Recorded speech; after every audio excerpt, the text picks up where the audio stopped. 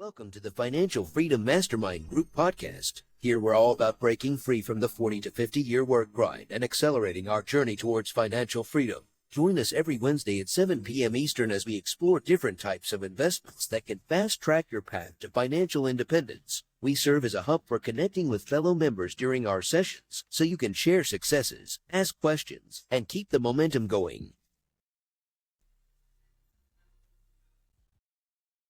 Good evening, everyone. This is Niyi Adewole, host of the Akaba Home Financial Freedom Mastermind podcast. And tonight we have none other than Jason Balara, CEO and co-founder of Lark Capital Group, joining us. He is a man who went from the operating room to operating massive real estate deals.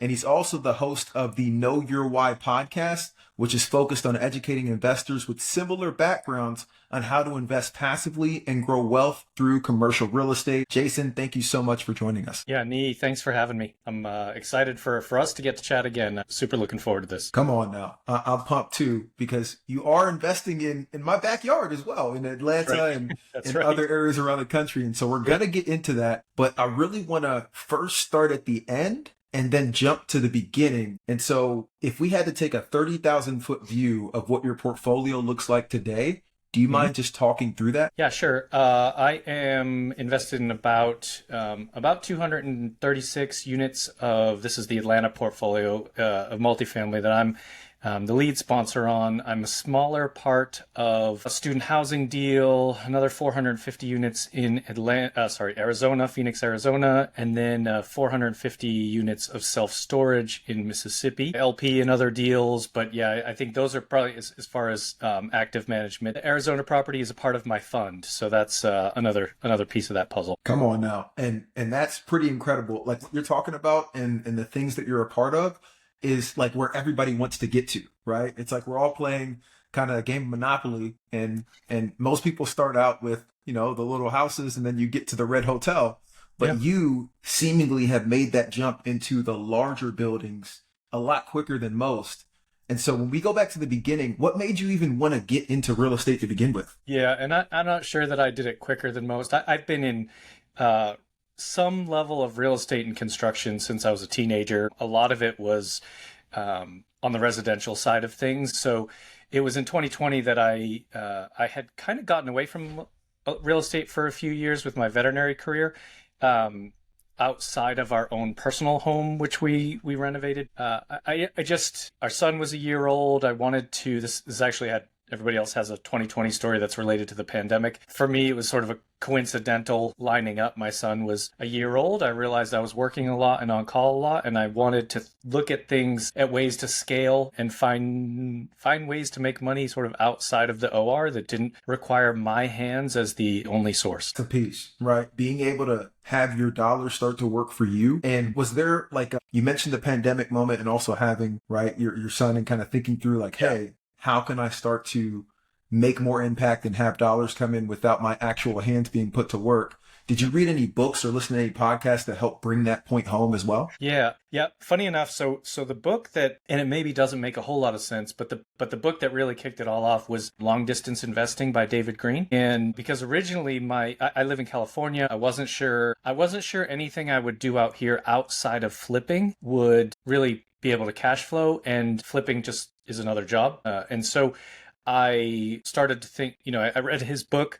I actually read it 3 times, or read it twice and listened to it once, or something like that. But I went through that book a bunch of times, and from there really dove in on podcasts. I had not been a big podcast listener. And so I went down the route of looking for single family real estate to buy and rent. And actually, because of some connections, was looking in and around Atlanta. And I just kind of came to this place alongside of listening to those podcasts and reading books. And then I heard what syndication was. I just sort of came to a place like, how long will it take me to buy 100 houses, like 100 single family houses? And I was like, probably a while. But I can buy one apartment complex with 100 units, not as fast as I can buy one single family house, but still quite a bit faster than I can get, 100 single family houses. So that it's not as simple as that. Like saying that's an easy way to explain my thinking, and that was my thinking at the time. Now I realize it's not quite that simple, but that's kind of the idea. Is I I knew I wanted something that, again, didn't require me to swing the hammer, whatever you want to use, whatever analogy you want to use. But I wanted something that could scale, that I could do from home or from a laptop, or and with my family around. So it was a little harder to do that when you're doing surgery. So it's looking for other avenues of income. You could argue that I was looking for passive income. Didn't turn out to be passive. Maybe I didn't understand exactly what that word means. I think a lot of people don't. And so, it was just a way to find, I don't know, some time freedom, really, is what it came down to. Come on now. And you hit on a couple things there. One of those is a lot of people get into this thinking it's going to be fully passive, right? Like, hey, I'm just going to go kick my feet up and dollars are going to rain in through the door. And we learn pretty quickly when you get in there that if you don't pay attention to this thing, just like anything else in your life, it's not going to go in the direction that you want it to go. And so what were some of the things you learned when you first got in? Some of the things that you thought were going to be easier and maybe they weren't, and some of the things that you now being a vet in this game? Yeah, it was, there's a few things, and some of it was timing. Like I got my first deal, we closed on our first deal in December of 2021, and actually the second deal in December of 2021, and then the third deal was in July of 2022. Everybody knows what happened. Well, maybe not everybody. A lot of people know what happened kind of starting around that June, July, late 2022, when all the interest rates changed and went up very quickly. What I learned, kind of in hindsight, that's maybe most important. And to be fair, I didn't go into syndication with the thought that I would be passive, but I looked at it as a road to passivity. What I have learned in a specific answer to your question is, until you are already quite wealthy, I would even argue until you're already financially free, you need some active income. It can be in real estate, it can be out of real estate. It doesn't really matter where that active income is. But the choice that you have to make is, do I want to get progressively more passive over time? And unless you're already uber wealthy or you win the lottery, it's not like you're just going to plunk down a bunch of money and be able to retire, because it has to be quite a bit of money. But if you look at the math and you start doing that and you're doing a bit each year, you'll be there, but it's going to take, depending on markets, it might take 5 years, it might take 20.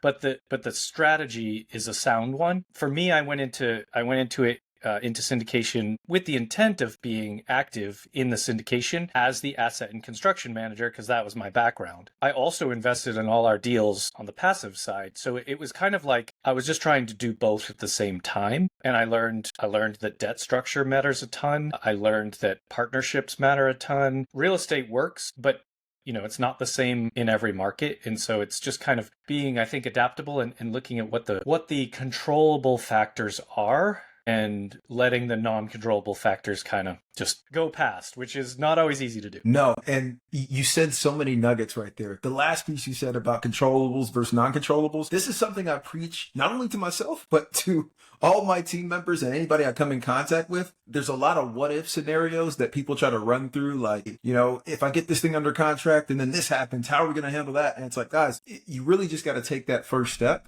and then address things as they come up. Control what you can control, mitigate for the risk, but you don't need to worry about things that you literally have no control over, right? I.e., something that's really heavy in the news, and I got to kick it to you to ask if this is affecting any deals, but tariffs, right? Like this came out of nowhere, and it potentially is going to change, interest rates, things of that nature. But it's a hot topic in the news. Anything that you feel this is going to change for you from a deal sourcing or managing standpoint? I do not consider this in the list of controllables. I think I know nothing. Let's preface that. I think I know nothing about what's going to happen, right? I don't, and I no longer believe anyone who says they do does. Like, I don't actually think there's anyone who actually knows what's going to happen. We can look at certain things, we can make educated decisions, but ultimately, you got to move forward somehow. And so how I think this is going to affect, I guess I'll give you the good and the bad. My worry is about our residents, because I think that this is going to hurt people that don't have money. Like that don't have, kind of living paycheck to paycheck already. I think this is going to hurt them substantially. So that could make it hard for them to pay their rent, which obviously affects me. I think that there's so many like rabbit holes and things you could go down on this, Niyi. And I think, so that's that's probably the bad. I think that's the worst thing that I see, is that it can really affect people that are living paycheck to paycheck in a market way. In a good way, it might bring down interest rates for us in real estate. It may actually affect real estate in a good way. And although the stock market looks pretty brutal right now, none of my real estate value has changed. And in fact, if rates go down in response to a recession, my real estate values will go up. So in most recessions, even though what everybody remembers is 2008, in most recessions, real estate goes up. Stock market goes down, people struggle, but real estate goes up because it's a tangible inflation correlated, asset. And so I guess, yeah, my big worry is about our residents. If you can think about things from a long-term perspective, it'll be fine. That's just how it works. You have to figure out what to do in the meantime. And so, I mean, I'm sure maybe we'll talk about my fund, but there's some reasons why my fund is structured the way it is. But this is my biggest concern is about residents. And obviously that I'm also concerned about them being able to pay the rent, but I'm concerned for them about it. I'm concerned for us about it as well. 100% agree. And I've had to answer this question as well with my network and people reaching out to ask about it. And I'm in a similar vein as you. Even before all this, there was a growing wealth gap in our country, right? And that middle class was really disappearing and continues to. And it's really become more of the have and the have not. So if you have, you're going to be able to ride out this storm. There's going to be some buying opportunities. To your point, I actually reached out to my lender the other day, hey man, let's start prepping for a refinance on a couple of these I got in 2023 when rates were crazy. And so it gives you options. But if you were already going check to check, as you mentioned, and prices start to increase on some of the items that you're pulling in, now it just puts a heavier squeeze. And it's almost a question of how do you get out? And that's why conversations like this are so important, because you have to start somewhere, whether that's through a house hack, whether it's through investing passively, whatever bits you have into different funds, and just try to make sure that your money's going to work for you some way, somehow. That's the only way to get ahead, at least in my eyes. 100% agree. I think that the unfortunate reality is right now people are talking about tariffs. Before that, we were talking about rates. Before that, we were talking about inflation, right? So there's always a thing. There's a thing happening that's going to be newsworthy, that's going to affect financial markets. I think a lot of people hear those headlines, don't necessarily understand what they mean. I also don't fully understand. Again, I'm a lot of what I say is learning the hard way. But inflation being down from what it was a few years ago does not mean prices go down. It just means they don't rise as quickly. So the reality is that people were already strapped because inflation had been so high. We had this, black swan event with the pandemic and then they printed all the money. But the point being, these are things that are out of our control. The very best way you can sort of mitigate this is figure out a way to make more money. And it sounds like I don't say that coming from a place of privilege. It may sound like that when I just told you what I own for real estate. If I told you how much of a struggle the last couple of years have been, at the end of the day, I can sit and be sad, or I can figure out another way to make some money, to work harder, whatever it takes. And that goes, to me, that's at whatever level you're at, whatever financial place you are. When I was that kid, when I was that teenager, that college student that didn't have money, and I was like, well, crap, my credit card is getting too high. I'm going to go pick up an extra job. And it's just it sucks. It's not good, but it's it is what you have to do to mitigate this stuff sometimes. And while you're doing that, you have to figure out how I'm going to set myself up better for the future. It's not easy. It's not easy. It's just, but that's the recipe. It's simple, but not easy, right? Figure out a way to make more money, use that more money to set yourself up better for the future. That's it. That's it. And literally just making a couple sacrifices as early as you can is going to help you in the long run down the road.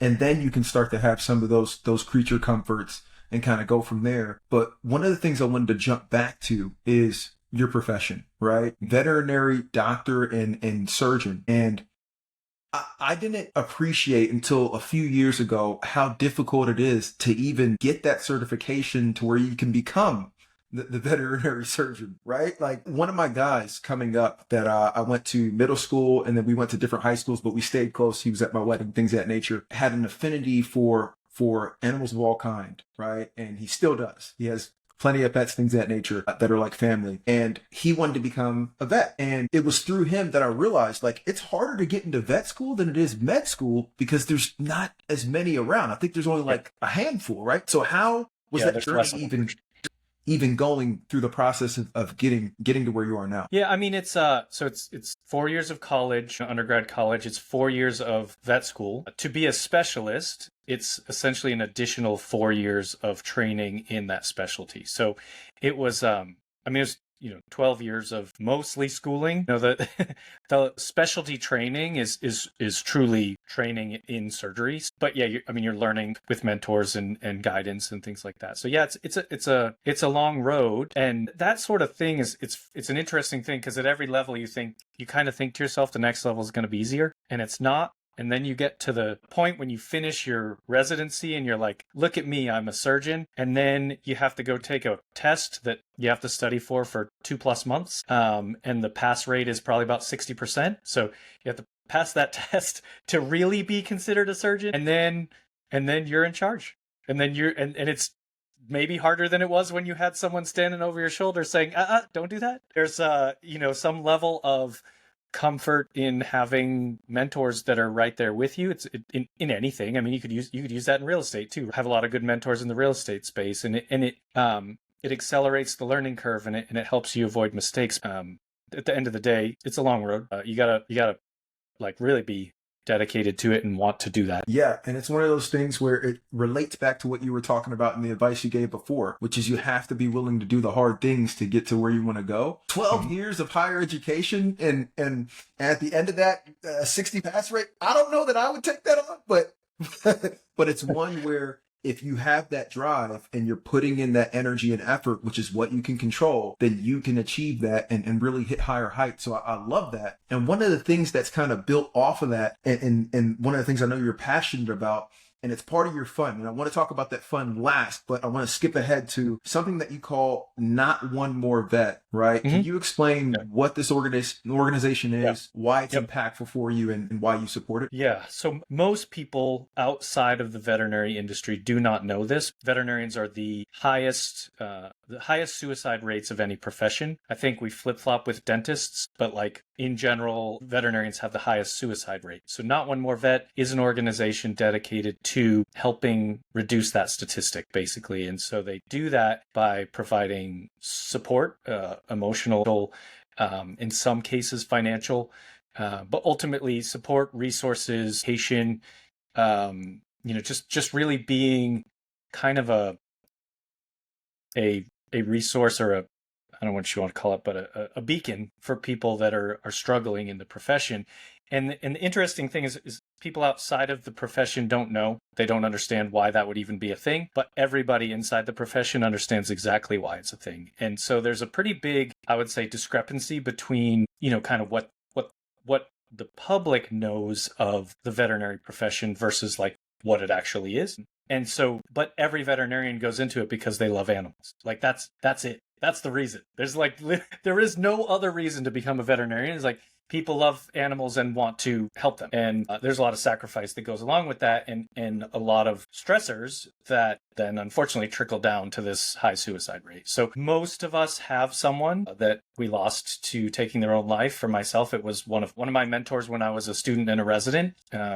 And as everybody always, I feel like people always say this, but they're like, I never would have known. I never would have thought it would have been her. And that's 100% true. I never would have thought that. So you don't know what people are struggling with. And so anyway, if you're interested in Not One More Vet, they actually have a very good website, and they do a newsletter, and there's a lot of, they're a growing organization. But my whole thought was, okay, I want to do something to give back to the community that has in a lot of ways raised me. Just so, a lot of my best friends are from the veterinary world. A lot of my mentors are from the veterinary world. Most of my investors are from the veterinary world. Like it's what I know. I still do it. I love surgery.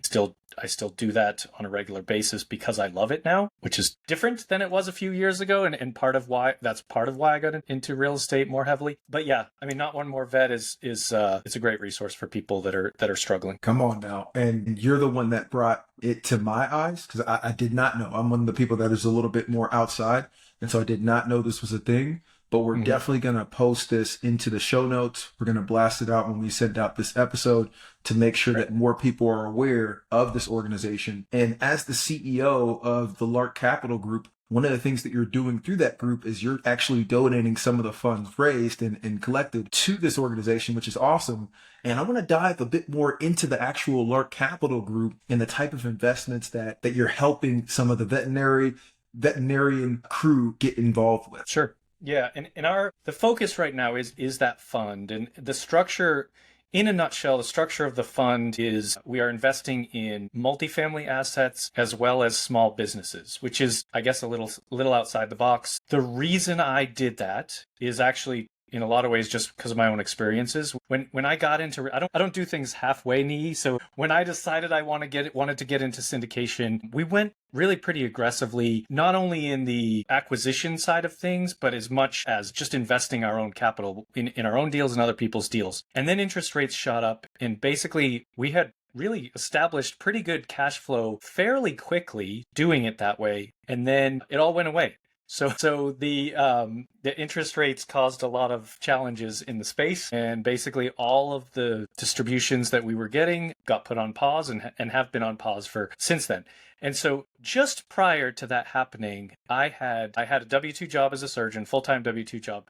I had my business. I have a mobile surgery business on the side, and I also had the real estate, Lark Capital. And so there was too much going on. I couldn't do it all. I decided to leave the W-2 because real estate was going so well that I was like, good, now I can just focus on my own businesses. I'll grow the real estate thing. And it was like, I left that job at the end of May of 2022. And it was like the next month, everything went crazy. So bad timing. I had two options. One was to go back to a W-2 job. But if you remember at the beginning, I mentioned this, like, this is all about time freedom. So what I decided was, I want to be in control of my time, whatever that looks like. And so what we did is we actually ramped up our surgery business, our mobile surgery business, pretty substantially, like grew it at least 50% each subsequent year from 2022, and did it while not really working more, just really dialed in the efficiencies, and I work probably about between 10 and 15 hours a week on that business. What I realized was in a business, I can pull levers and make changes, substantial changes, much quicker than I can in a real estate deal. That might be, you might argue that like a short-term rental might have the same ability to make changes quickly, but you're still market dependent, right? If you have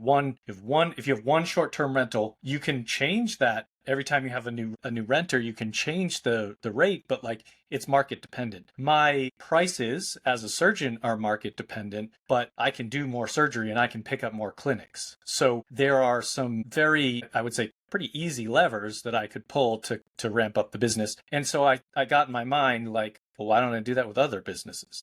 And then I thought, okay, why don't I do that for investors? Like, can I make those two things go together? Because I do still think real estate makes sense as a long-term asset. I think you get appreciation, you get tax benefits, you might get a little bit of cash flow. It's iffy right now, but if rates come down, that's likely to go up. So the idea was to combine the two, get the real estate benefits and then layer on the cash flow of small businesses on top of it. So that's the structure of the fund. As I dove deeper into the business acquisition side of it, we already have that multifamily 452 unit in Phoenix, Arizona. That's part of the fund. And then I've been working on business acquisition. I came to the realization that what I know and what makes most sense is construction. And so that's the area that I'm focusing. It also ties in well with real estate. And so we're under contract on a rebar company, actually, rebar fabrication and installation. So that'll be a part of the fund. The cash flow on businesses versus, like, just to give people very real numbers, like the current cash flow in my fund based on the real estate asset is about 4.5% cash on cash, which is not amazing, but actually pretty good in today's market. Like it's better than a lot. A lot of it's zero cash on cash right now. A lot of these small business deals, because of the way that leverage works with the SBA and the level of cash flow that they might have, you can get 100 cash on cash, 200% cash on cash. Like like quite high cash on cash numbers. Now, what you do with that doesn't necessarily mean like investors get 100% cash on cash, because you want to take some of that to grow the business. You want to actually create something bigger than what you've bought. In the way that I modeled and underwrote the fund was actually not doing that, and just taking the cash that the business throws off and layering it on top of the real estate. So makes for nice returns. It has taken longer than I would have liked to get the right business closed and doing what I say it's going to do. Once it does, I have no doubt that it's going to really kind of kick off the investors are already getting cash flow, but it's going to dramatically increase that once we get a business under our belts. Come on now. And I'm a huge fan of this. I actually was having a pretty in-depth conversation with a former colleague out of Chicago, and he's looking to get into the same thing. He's looking to get into like light manufacturing, just the small odds and ends that go into a million different products. I didn't even know that was a thing, but he's looking to get into that. So I love the aspects of taking that business cash flow, because that's something that you, again, as you mentioned, you can pull different levers, you can make it more efficient, you can cut costs and increase production and have a lot of cash flow that you can then pour into real estate and allow that to just manifest over time. The one piece with a business that's a little bit different in my mind is the time and the involvement needed.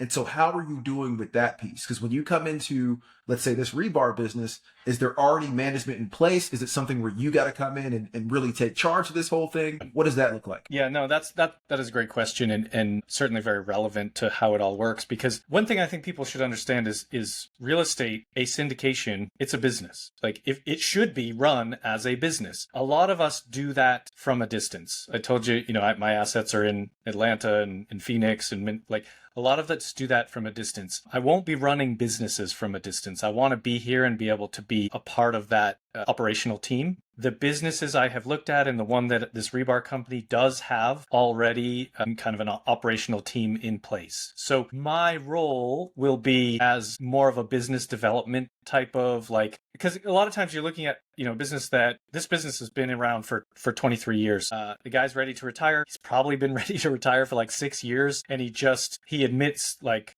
I haven't tried to grow it. I don't do any marketing. I live in Los Angeles. This business is just north of Los Angeles in Ventura, for people who know California. He doesn't go into Los Angeles, city or county. And so people who don't know how big Los Angeles may not understand the market potential of that alone for this, just increasing geography, nothing else, just increasing geography is a tremendous opportunity in this business. And he basically just didn't want to deal with like sending drivers into LA. And I'm like, I'll find someone who can drive in LA. It's fine. Don't worry about that. We'll figure that part out. There's plenty of people that drive trucks in LA. That's the beauty of it. Like, this guy has built a really, really nice business without really trying that hard. And so, I shouldn't say that. He has worked very, very hard, but hasn't looked at it from a business development standpoint. He looks at it from it's a lifestyle business for him. And so I can take what he's already built. Number one, don't screw it up. Number two,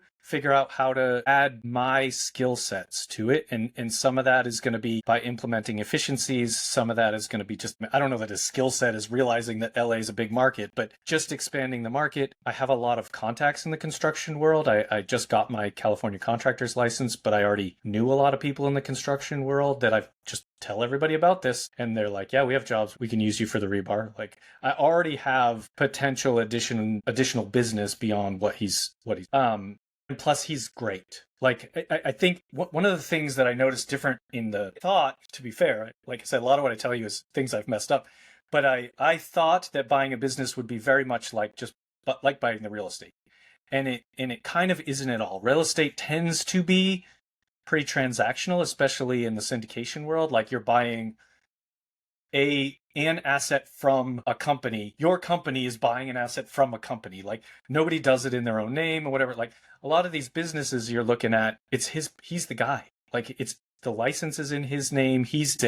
And so it's very, very much relationship driven. And so you have to build a rapport, establish trust. And frankly, I like it better. Like, I like the fact that I get along very well with this guy. I like the fact that I can take over this business. He says he wants to stay involved, and I can say, hey, I want to take a vacation with my kids. Who better to keep an eye on the business while I'm out of town for a week than the guy who ran the business for 2 decades. Like, it's just, so that relational part of it is incredibly important. And like I said, I like it better. I think it's better than just being super transactional. And you, once you're in, you can add on, like, most of the work they do is for concrete companies. Well, I bet you there's some 70-year-old guy who owns a concrete company that wants to get out, probably wouldn't mind selling me his concrete company, and we have them both together. Like, there's just a lot of opportunity for organic growth through the relationship side. Come on now. And that's the piece. And I can see the energy and the passion that you have for this. And it's one of those things where you're right. Like, there's a huge opportunity here. And I know a lot of people are talking about this, social media and other podcast things of that nature. The baby boomers and people that have had businesses for many, many years looking to just get out and retire right now. And the key is what you're bringing in. You're bringing in a certain skill set and expertise, having operated syndications and different real estate deals and been in high stress situations. And more importantly, you're bringing new energy.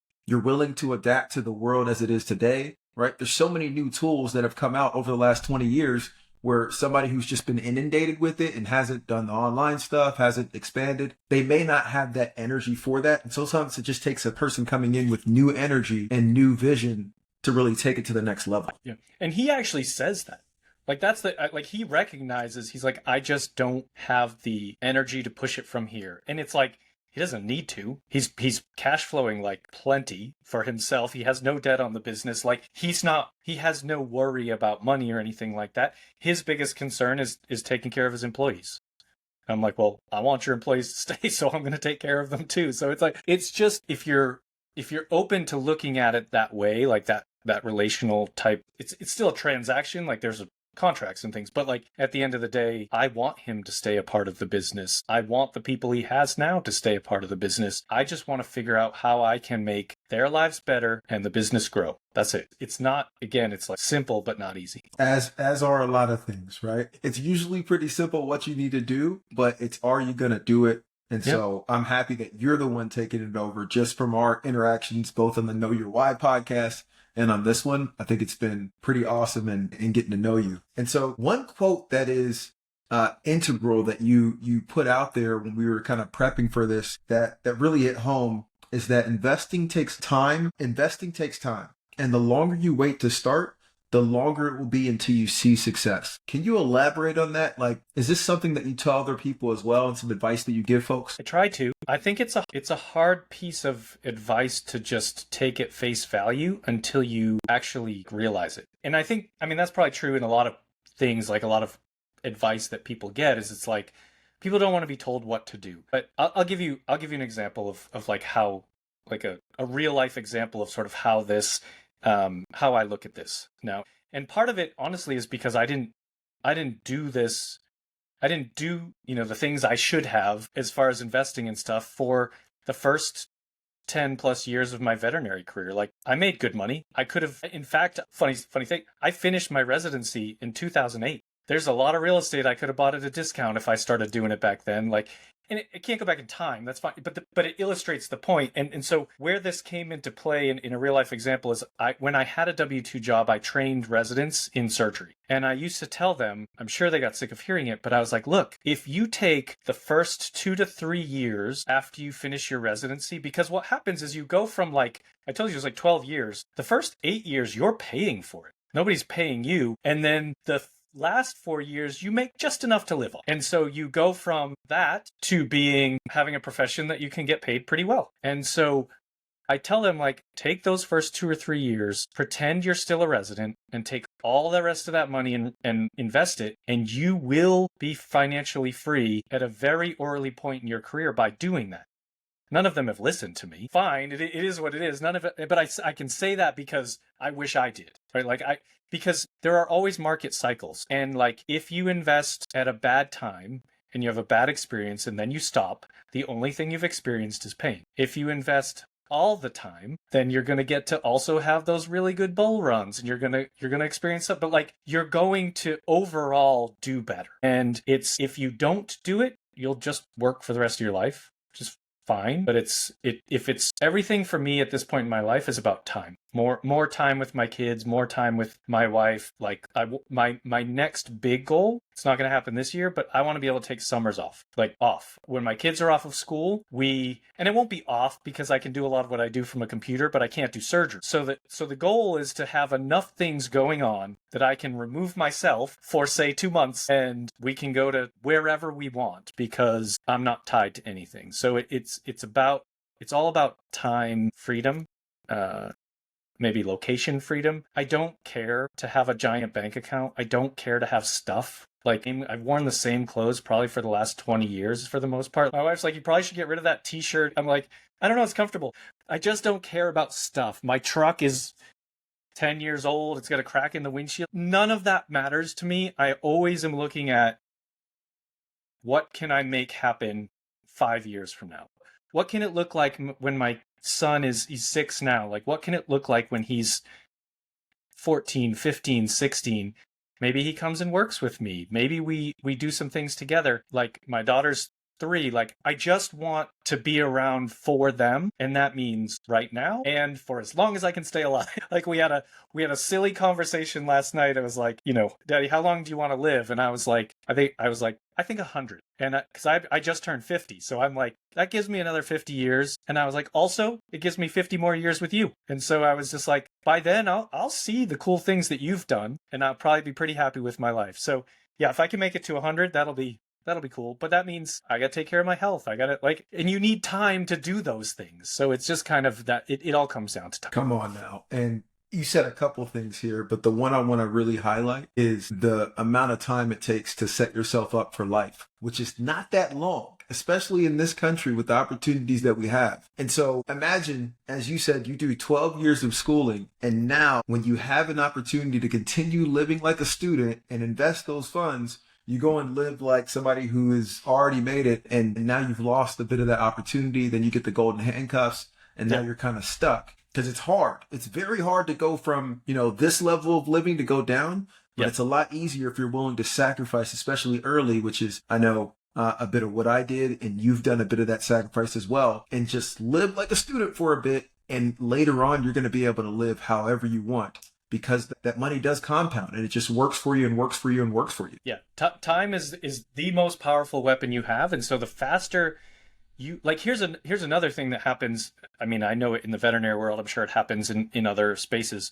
A lot of veterinarians have a high student debt burden, and I see them practically kill themselves working extra shifts to pay off their student loans in 5 years. And I'm like, don't do that. Stop. It's the worst. I mean, I understand people don't want debt hanging over themselves, but it's like a low interest debt that's backed by the government. Just put it on auto pay. Work that hard, but take all of that extra money and invest it, and then your investments will pay your student loans later. And it's like, if you do that same strategy that you're already doing and just do it for money to invest, we think, we work, it's 12 years. It's like you get out, it's like, I deserve the new car. I deserve a nice house. I deserve this, this, and this. I'm not arguing that people do deserve those things, but if you could deserve them in 3 years, you'll be much easier to afford them. Just pretend you don't deserve them yet. I don't know. I don't know how to change the mindset around it. And frankly, it is easier to do it then. In order to do what I'm doing now, I've taken a pretty big step backwards in terms of paycheck, I guess, if you will. My net worth is much higher, but the actual money we have in the bank, the money coming in all the time, it's less because I'm investing it. But I know 5 years from now, all of that will have doubled. It's just, and so it's and that was a lot harder to do when I already had a family. I already had kids. I had already been making good money for a while. That's the biggest reason why I say I wish I had done it back in 2008. Not because I knew that there was going to be a crash and real estate was going to be super cheap, or I knew what was going to happen after that. It's because I didn't have anyone else to worry about. I did live in a 1-bedroom apartment.